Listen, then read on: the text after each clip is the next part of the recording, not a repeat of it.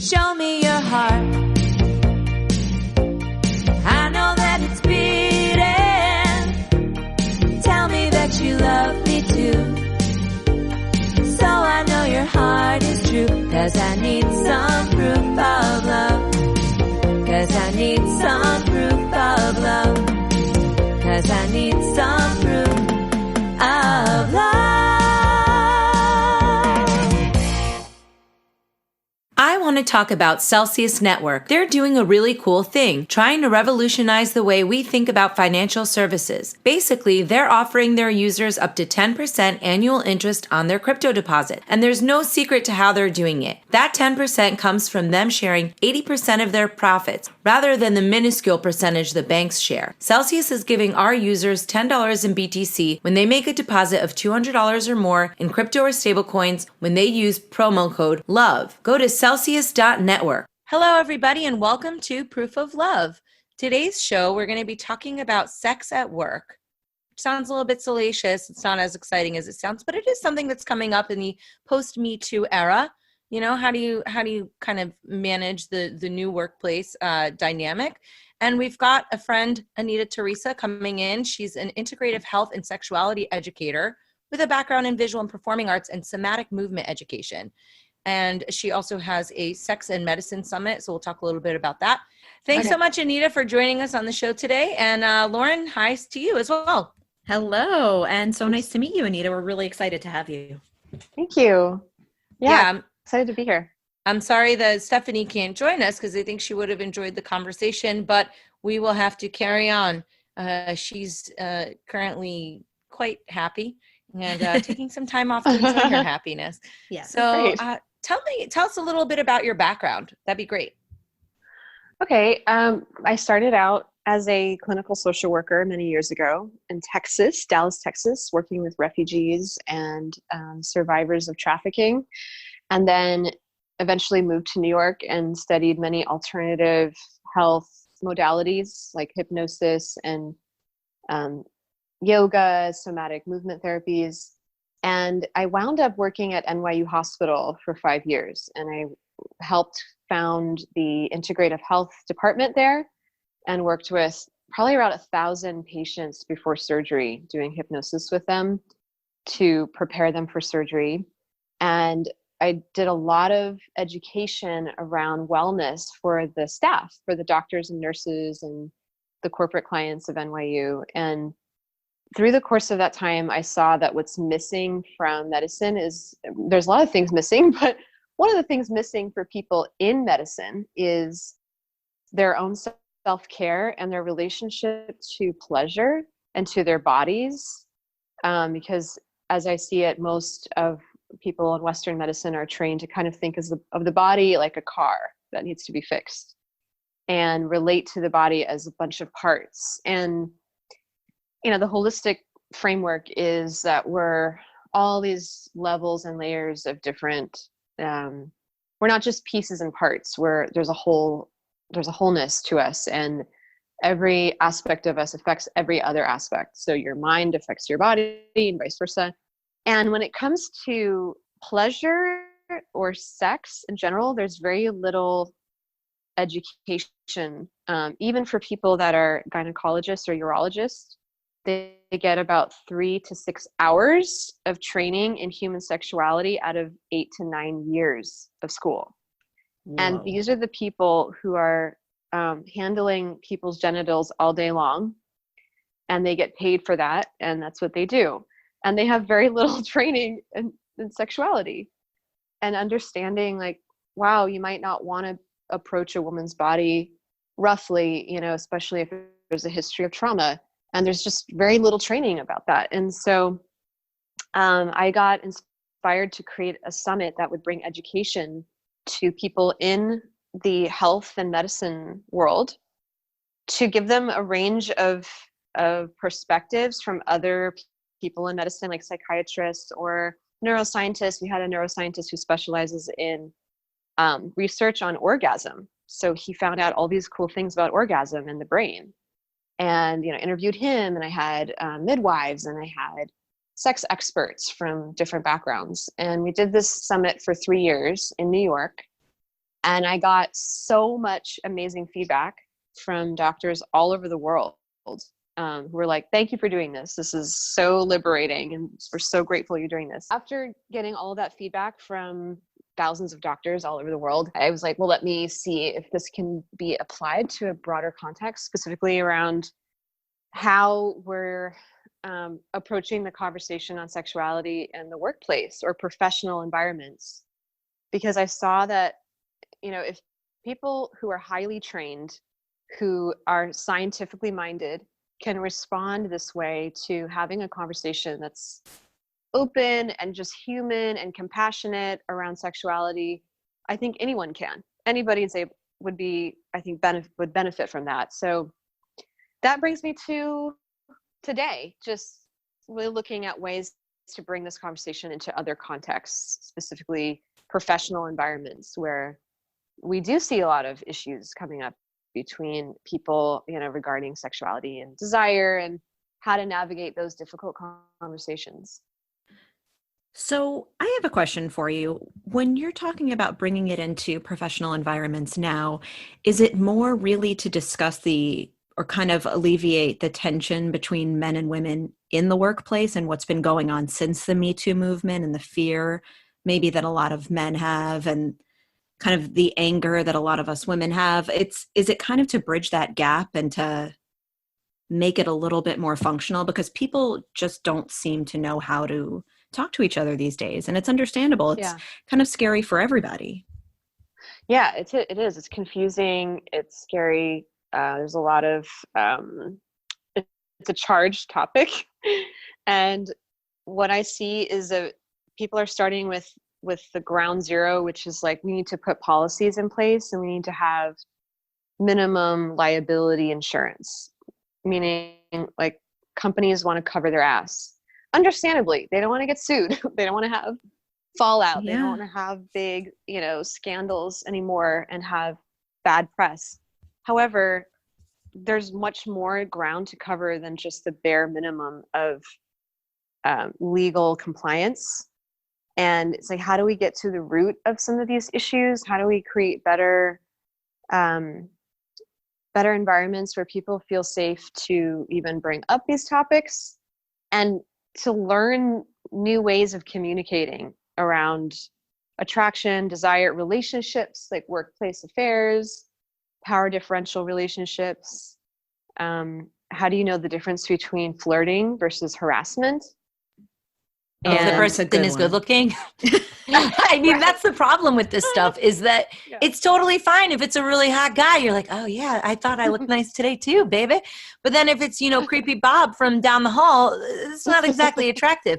And that's bad because people can't always tell. Right. It's so case by case. There is no universal in a lot of this stuff.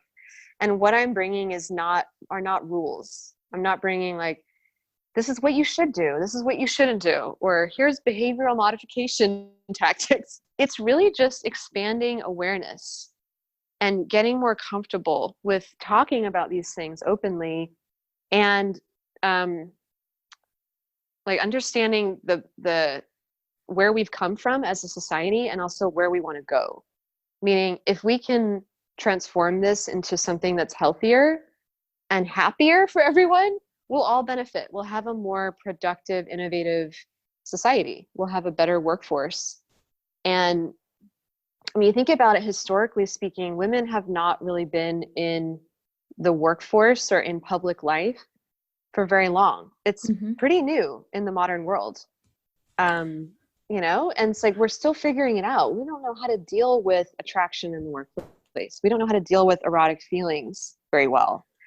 And it's going to be an issue. It's not going to go away until we really deal with it as adults. More like, just like, okay, just because we're in an office doesn't mean we suddenly become asexual. It doesn't, Sure. So you're saying it's okay to date in the workplace as long as you're not a creep? I don't know if I'd put it that way. I think that's like the Jersey version. Right. That's like you're like, give me the bottom line here. Honestly, I've seen quote unquote creepy men or creepy women even turn into very more self-aware people who no longer create uncomfortable situations for other people, because they've grown, they've learned new skills, they're more observant, they learn how to navigate boundaries better, they learn how to express themselves in an adult way. And I've experienced the same person in two totally different ways over a period of months or years. So I think everyone has the potential to grow. If we just penalize men for being a certain way, but we don't give them the opportunity to grow, or we expect people to know what our boundaries are without ever expressing those boundaries, how is anything going to change or evolve? That's a good point. So how do you do it overall, right? Because it sounds like you're talking about work on each individual. What would you suggest as like a way that a company can implement maybe a little bit more of a modern policy around this? What would be a suggestion concretely? I mean, one concrete suggestion is when it comes to dating, because that's a little bit of an easier entry point. Dating in the workplace. Some companies have a punitive model, like no dating allowed, right? Which to me is unrealistic, because people are going to date regardless. That just means that it goes underground. And that can actually be dangerous for work health, because if two people are on a project together and they're attracted to each other and they start dating, but they feel like they can't be transparent, that's going to affect sometimes the quality of the work. However, if you have people that are engaging in a workplace relationship and it's going to affect people negatively, potentially, like they're having an affair together, then there's also potential fallout or damage from that. So the happy medium in my mind so far is you make it clear as a leader in your organization, whether that's an HR manager, executive, a C-suite, leader, you tell your staff, look, you're adults. Like, nobody is here to be infantilized. You make your choices. You get to date whoever you want. However, you need to be transparent with the people you work with and the people whose lives are affected by your relationship. So there's not a strict, like, no dating policy, nor is there just a free-for-all, but something in the middle, which seems to work best. I've done some research on this and followed the research of a couple that wrote a whole book about this topic. And they found that when companies have a open but transparent policy, like, use your discretion, you're an adult, but if there's an issue, you need to be transparent, and you need to be transparent as early as possible. I have a question for you, though, regarding this, because it can get really tricky really fast. What about a situation where it's an employer and an employee, or your superior, or how is that possible? Can you make that work? So in general, that tends to be problematic, as we've seen. Like, yes, it just causes a lot of problems to have a power differential relationship in a workplace. It's not like it can never work, because there are plenty of counterexamples. Like, we've all read about famous couples, like Marie Curie married her teacher, her professor, whose name is escaping me at the moment, but he's a famous inventor, and they won the Nobel Prize together. So it's like, are we going to go back and try to edit history and be like, oh, that was terrible that they got together? No, I mean, it seemed to work, for all practical purposes. But then there's plenty of reason to have caution around power differential relationships. And it's mostly because of the context. It's because one person in that dyad does not feel that they have as much power, or they have more at stake. There's more of a risk and a liability. And now we're actually seeing the tide is changing, where people who are in a more powerful position within their organization are actually more at risk than ever before of losing their job. Yeah, because we looked at, the last 2.5 years, there's been this pushback with Me Too, where people in powerful positions are no longer being protected if they have an affair with someone or a relationship with someone who's working for them. They're often being ousted from their organizations. So I think,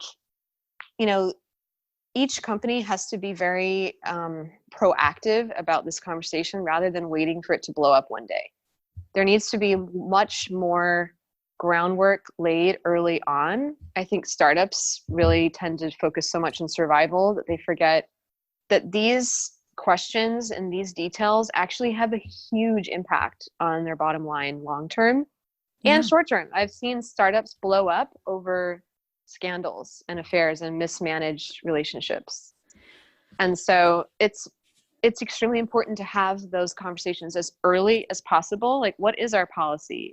Are we going to say absolutely no power differential relationships? Are we going to say they can't work in the same department? Are we going to say they have to change jobs completely if they're going to be together? What about two CEOs who are a married couple? You know, when did this relationship start? Like, all of those are factors.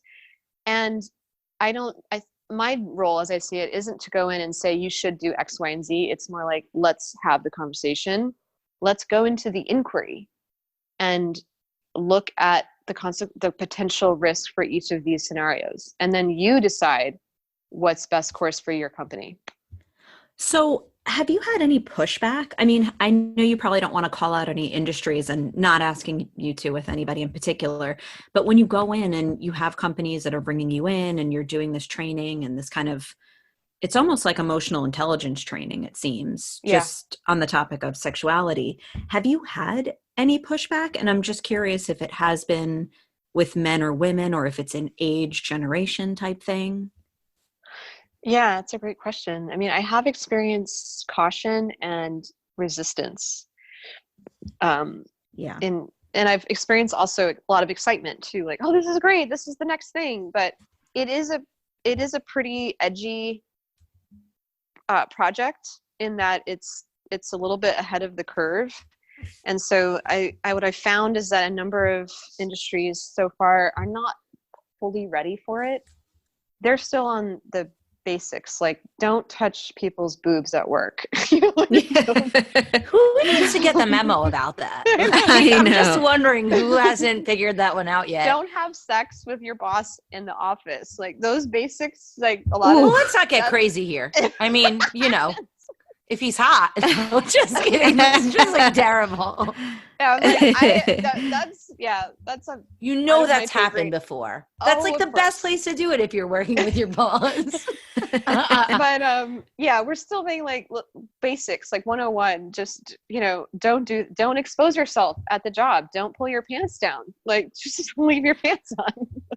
Oh my goodness. I think you're just being a prude. Done.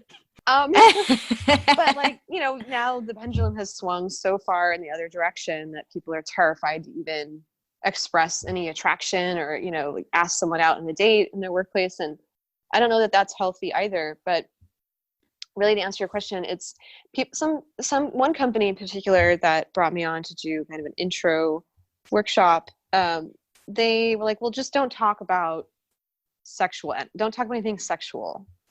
We can't address sexual harassment in your workshop.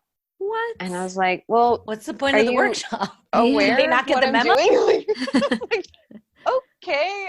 So I did end up doing something that was a little more general around, like, intimacy in the workplace and how do you create more camaraderie and synergy between people and trust, which is definitely related to the topic, but it's just a sign of where people are at. They're afraid of this conversation and want to run away from it. Yeah.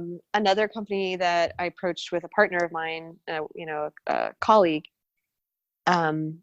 was really interested, and it would have been an amazing opportunity because they really could use the help. And, you know, they're in the news every other day for, like, scandals and stuff. Oh, wow. And, their response was, well, we're already doing this. We don't need help. But the proof is in the pudding, is like, well, if there's, 6 months later, there's still news reports coming out about your executives sexually harassing people and, women complaining that it's a hostile work environment. Is it effective? Is what you're doing effective? And is this going to be a problem long-term that you continues to erode the culture of your company? So, yeah, those are, I think, maybe in the next 3 to 5 years, we'll see more people like warm up to this topic in a new way. That's like, oh, we can go deeper now and it's not so scary. And this is actually moving in a really positive direction. Do you think that you can help creepers though? I mean, like, if you're a person in power, and it doesn't have to be a man, it could be a woman, and you're abusing that power, I genuinely think it's not because you can't figure out that this is wrong. You're just doing it because you don't care about people and you want the goodies. You want to feel like whatever it is that you're doing in order to get off on that experience. Yeah. Like, I don't think that those people are unaware of the fact that they're being like that. I think that part of their thrill is the fact that they're pressing that line and they're using that power. Have you run into that? And how do you resolve that? Are those people lost? I would say about 3 to 4% of people, maybe in the general populace, are truly sociopathic, like maybe irreversibly so, potentially. And they are dangerous, and those people really shouldn't be in positions of leadership, and they need to be removed or held accountable to a degree that's very stringent, because they are a threat to people's lives and health. But the majority of the people that I work with or that I've seen, maybe mid-management or who are in leadership positions, who are really pushing the boundaries and doing things that are harming people, that they are not sociopaths. They are not irredeemably lost as humans. I've actually worked with a handful of private clients who have caused harm. They've violated somebody in their past. They've done something, indiscretions of different kinds, and they've really experienced the consequences, and they're ready to transform and to grow and to become better.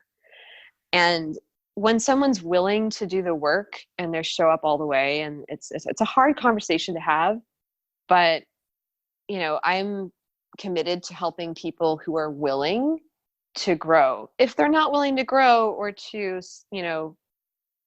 mature and to learn new skills and to do better, then I can't help that person.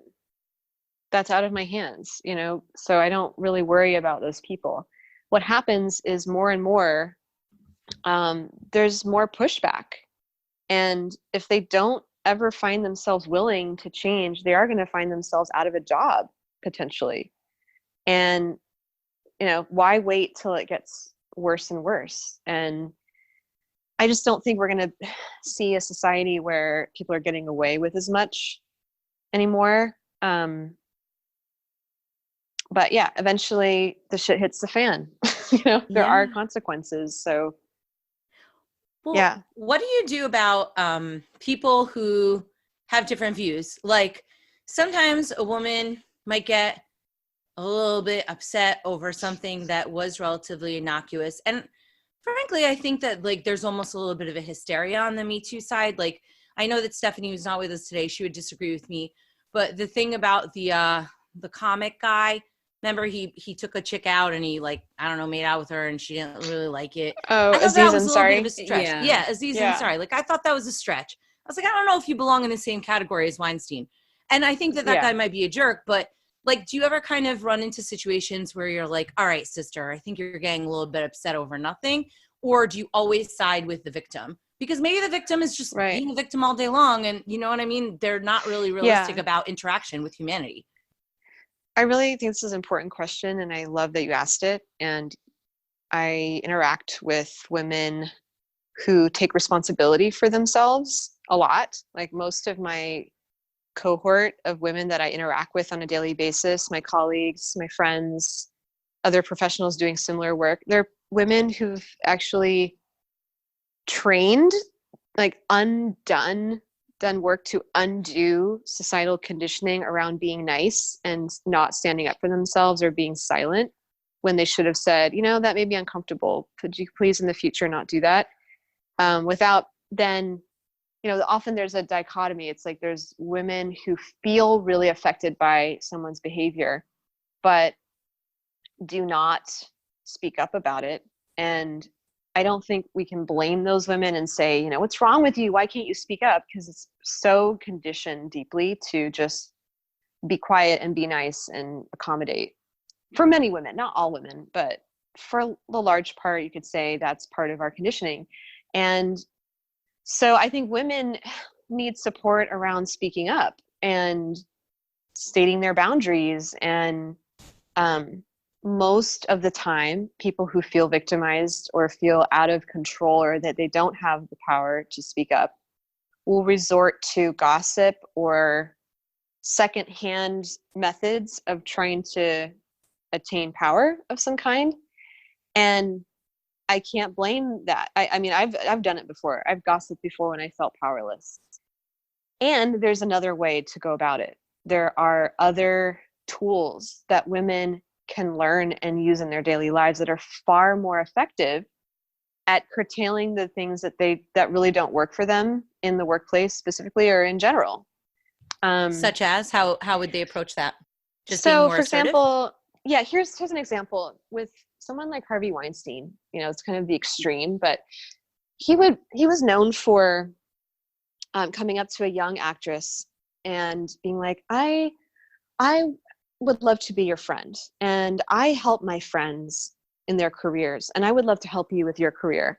Do you want to come to my hotel room, or why don't you come to my hotel room later and we'll talk about your career? So in that instance, because nothing is directly stated, he's not saying, hey, I'm going to have sex with you and then I'm going to help you with your career. Like, this is quid pro quo. Instead, it's implied, and there's no clarity, there's no honesty, and it's manipulative, right? Absolutely. And so in that scenario, what a woman could do is try to locate what exactly he's asking or implying by saying, it seems like you want to be my friend. It seems like you want to help me with my career. And it also seems like you want me to come upstairs and maybe have sex with you. Is that true? And I love that response. I have to say that I think that's fantastic. I Who's think gonna that's say that though? If you're like a poor little Hollywood star, I mean, you have a responsibility for yourself, but that's a hard thing to assert. So It's what hard. happened? Did your person try and do? Well, What it's happened? hard to do that, but I think women, and this is something that I just recently got super inspired about because I finished a course on these kinds of communication tools that women can use in their daily lives. And it was taught by this great woman, Kasia Urbaniak, who's in New York, and she's a former pro dominatrix and an amazing person. And she's like, you know, it's about shifting the attention. So if you put the attention outwards and you ask a question of that person, you know, like if someone says, oh, did being Black get you into Harvard? Or, you know, how much did you gain weight last week? Or how come you don't have a baby? Or like, are you married? Like all these intrusive questions that sometimes women feel like they have to answer just because they're being polite, you know? And it's like, fuck no, you don't have to answer that. Or you just turn it around and say, well, why are you asking me that? Or are you asking a really personal question right now, assuming that, you know, we're intimate enough to answer that? Do you think that's an appropriate question to ask me? Instead of being like, you know, shutting down. This is so, I think this is so effective. And like Tatiana said, it's hard, but I actually used to get that question all the time, just innocuously in my relationship. And I would always naturally just turn it around and be like, why are you asking me that? Are you looking to be in the same situation I am and you need help? Like, what's the story here? And people would lose their minds. They would be like, oh my God, what? And it would knock it down every time. Yeah. Like, it really is. It's amazing. I just had to add that because, wow, that. Yes. Yeah. It's so simple, but, you know, it takes something, either an awareness or maybe you had that instilled from who knows where, your mother, like just an intuitive thing. But it's great that you had that instinct to do that. And a lot of people don't. I mean, it needs to be kind of trained, you know, and that's part of what I want to bring to more women in the workplace is like, how do you break out of that, the moment where you freeze and you forget to defend yourself and You know, it doesn't have to be aggressive. It can just be like curious. Like, hey, oh, you want to be my friend? That's cool. And are you asking me to have sex right now? Is that also part of what you're asking? Yes. And then they're forced to be like, oh, no, I didn't mean that. Or, yeah, I do want that. Are you game? You know, and then you can be like, making a choice like an that adult. blatant. That would be great. If people would just say like, yo, you want to do it instead of, hey, you want this job? Yeah. You know what I mean? Like, oh, the worst is the sneak attack of the, I don't know. Of It's the manipulation. Invitation. Yeah, it's so rude. I just want something straightforward in general, in everything. I just like things straight up. Yeah. Yeah. So how do women channel this inner something? Do they talk to your dominatrix friend? By the way, you've got to set us up with her. That sounds great. She's amazing. Yeah, you should interview her too. She's incredible. So yeah, I mean, this work, her body of work, I would say, is spreading. There's so many women in her academy. She calls it the Academy of Power. I mean, it's just really straightforward. It's like how to attract men, how to, negotiate a raise, like all these really basic things that we kind of end up, a lot of times women get shortchanged. And I don't know that it's intentional. It's not like men are out to get women and screw women over. And it's part of cultural conditioning. It's so deeply buried and so automatic. And maybe Jersey women are different. Maybe you've got like a get out of jail free card. You don't have that same conditioning. I don't know. But I mean, I'm just sassy. Yeah, but you are I sassy. think I could be intimidated. I feel like, you know what? I'm kind of like wild cardy. You know what I mean? I don't think I get as much guff as some other women, because I think I just come off like I'll maybe beat you up. Not always, but I have like a little bit of an edgy side. Thanks, Mom. Yeah. So, and I think that's great. I mean, I said it on the show before. I cultivate my inner bitch a little bit because it's a good weapon to be able to call upon. I mean, you always want to be a lady, and I totally understand, the female conditioning. I think that's definitely a thing. But, at the same time, I think ladies, you gotta, buckle up. You gotta fight a little bit sometimes, and you've got to be ready to prepare yourself. So if you don't set those clear boundaries, I don't know, it just puts you at a disadvantage. You gotta be like, listen here, Buster, nothing's gonna happen on my watch. And then maybe they don't bother you anymore. Mm-hmm. Maybe they still do. I've witnessed men who appear to be bullies or, kind of assholes completely transform into puppy dogs and just want to serve and just want to do whatever they can to make me or another woman happy, because they finally feel met. They finally feel like, oh, here's a woman who knows what she wants and will express it and ask me for things and do it in a way that's classy and fun. And but I think it takes some awareness. And again, it's never about, well, you should do X and you should do Y. It's more like, how do you increase your vocabulary? How do you increase your lexicon? It's like going to improv class. You learn all these tools and ways to create a funny scene. That doesn't happen just overnight. It takes time to build up the sense of how to navigate situations with people. And so I think getting into the ring, like actually just practicing, is super valuable. Well, how do you know what kind of tactics that you're going to use with specific people? Because I'm sure you have an entire arsenal and different things work better with different personality types. Is that something that you kind of gauge right at the beginning, or do you have your kind of set things that you like to go into a situation or a training or because what you are doing is therapy and healing. Right. I mean, do you have kind of that set arsenal of things that you go in, like, I'm going to try this, this, and this and see what works with this person and then expand on that?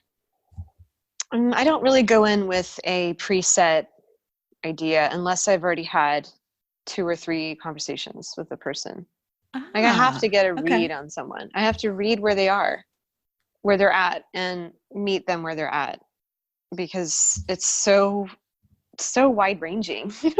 Somebody could be really guarded and really afraid of being vulnerable. And especially with private clients I work with, I tell them, like, this is your confidentiality, your privacy is of utmost importance. Like, whatever we talk about is 100% confidential.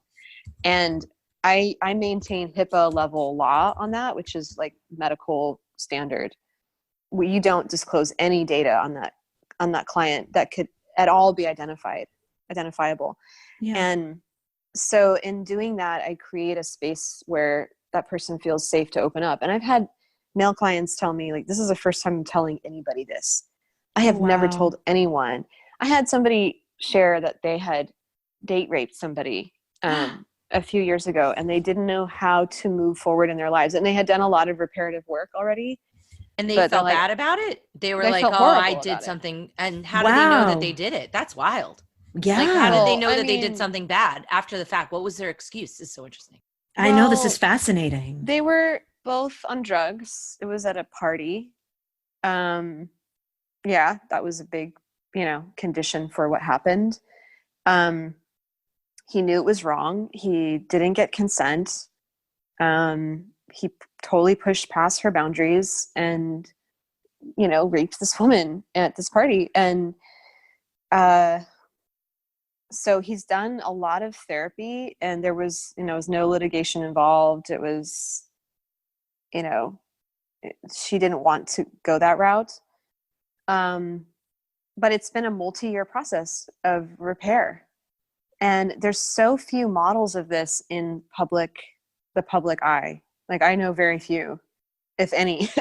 Did you feel like he should go to jail? I mean, he committed, quote unquote, well, it is a crime. I mean, obviously, right? He committed a really bad thing. Is his repentance enough? That's such an interesting question. I mean, I don't know how to answer that, really. It's like, I'm not a lawyer. I'm not a judge. I'm not a police officer. That's not my role in people's lives. I'm sure if you talk to a police officer, they might have a different opinion, and a judge, but they didn't go to court. She did not press charges. If she had, maybe he would be in jail right now. I don't know. But the hell that he's gone through after in the subsequent years is something to witness. Like, wow, there's serious fallout from these experiences, and a lot of men have committed violations, maybe not rape, but lots of different violations across a whole range of things, spectrum of things that affect the woman or the person's life, but affects their life. You can't expect to just sashay off and have a great life after doing that to somebody. And we often don't see that side of the equation. Like, I'm not trying to say, oh, poor people that did that. It's more like, well, if there's no room in our society for redemption and going through a reparative process of like transformational justice or restorative justice process, we are not going to see this problem go away. We're going to have a rape culture. We're going to have a violent culture that persists because there's so much of this. It's so in the shadows, and either it's like you're a monster and you have to go to jail, or like you're rejected from society forever. But what are you supposed to do if you're actually a pretty decent guy, but you just made a real bad mistake? Yeah, I hear you on that one. That's the thing. Like, people make mistakes. They misread a situation. In general, I think that punishment is very harsh. And I don't really think that, these really, really long sentences are serving anybody. So I like the idea of these alternative forms of, I guess, therapy and rehabilitation. But I don't know if I would feel that way if I was a victim of one of these guys. Well, I think there's also to take into consideration, there are quite a few people who attack and are violent assailants who feel zero mercy or guilt. So that they're a very different type of person, I'd say. Yeah. It's kind of like really apples and oranges when you're talking about that kind of thing. Yeah. Yeah, like I said before, I mean, I think only a small percentage of the population is truly sociopathic to a degree that's incredibly dangerous to society, that they should be probably put away somewhere, that they can't harm more people. I think Harvey Weinstein should be in jail. I don't think he should be walking around. People like Jeffrey Epstein, like, he clearly was incredibly malevolent and dangerous to hundreds, if not thousands of people. A person like that should not be in society. That's my personal conviction. And there's a whole swath, like if all these women in our world are being raped, date raped, or groped, or like all these things are happening, 1 in 4 women experience something like that. Who are the men doing, like, who are the boys, the teen boys doing all these things? Like, there's a whole other side of the equation we're not addressing. And also a lot of boys end up experiencing sexual abuse and Yes. rape too. And their voices are really muted because there's so much shame and taboo around that. So we really need to I just think we need a bigger conversation around all these things, and to have compassion and to have accountability and create more safety for everyone is paramount. We're just not going to evolve as a society if we don't fix this problem. Do you think that it's possible in this current climate to take it down a notch? Because, you know, there's a lot of pitchforks out right now, and rightfully so. I mean, women have been getting this trash for a long time. So, I mean, you know, I had an experience where I was hired for a tour and they didn't pay me on time. So I went up to the guy, Bobby Rodrigo, thanks buddy. And I asked him for my money, and he like tried to put his hand up he did put his hand up my dress. And then when I reported it, they fired me from the entire tour. And then any kind of legal action that I took basically hit a wall because it was 1099. So because I wasn't an employee, they could just fire me for any reason, even if it's for reporting that I just got groped. It was a really rude and miserable awakening. That being said, you know, like, how do people start to have compassion and come together? I mean, I guess it's just individual conversations, right? It's individual, but it is collective too. I mean, I have this conversation with a lot of men, and I work with amazing men, just incredible, you know, coaches and consultants and trainers and educators in this same field who are just like, here's a model of how to do it in a healthy way, guys. Like, here's how to be an ally. Here's how to be a man who's not a threat, or like, here's how to be a man who can be in his masculinity and his power and his leadership and all of that, without crossing the line, without being abusive. And there are so many men who are incredible that way, who I trust with my life, you know. And like, I want more women to have that experience of really being surrounded by men that support them and have that alliance, and vice versa. I think that's beautiful. I think I couldn't have said it better myself, and I am not a therapist or a teacher at all. But I think having that awareness and that open dialogue and kind of creating change in a healthy, open way is really, I mean, at the end of the day, it's kind of the only way it's going to work. Yeah. Absolutely. So we got to wrap here, ladies. But this has been a really good show. Before we do, I wanted to talk a little bit about your artwork, because, you know, you're doing this therapy side, but you also have a creative side. So can you tell us a little bit about that? Sure. Yeah, I've been a painter most of my life. And a number of years ago, I did a big show in New York, and I created all these paintings, and it was on the theme of the feminine. I used a lot of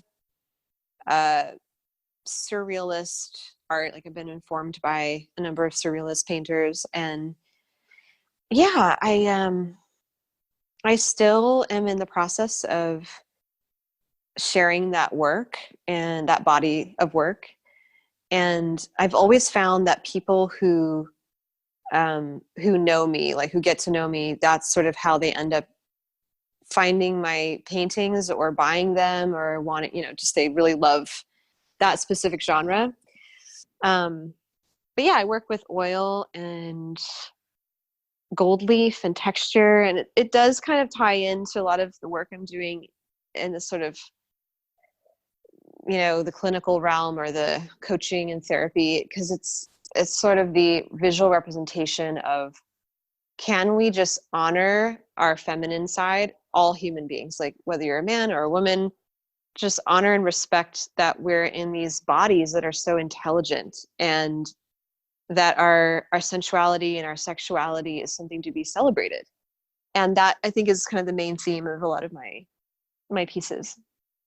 And people can get them with Bitcoin, right? Yeah, they could. Okay, cool. Well, Yeah. that's a hint, everybody. If you need some artwork for the holidays, maybe consider supporting a crypto artist. What else could we talk about before we wrap? Is there anything that you want to send people to? Are there any upcoming events that you're going to be speaking at, or some contact info for people who would like to learn more? Maybe they want to implement some of your strategies at their business. Yeah. So one place to check out is embodiedintel.com, which is just the site that's up right now, which gives some more context and background for the trainings that I do. You can also find me on LinkedIn, Anita Teresa Berninger. I'm very prolific on Facebook. Still, I know a lot of people are like, I don't like Facebook. I want to get off Facebook.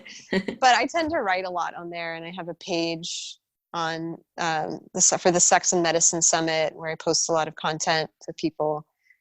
Yeah, in terms of upcoming events, I think there'll be a lot more in the Bay Area coming in 2020.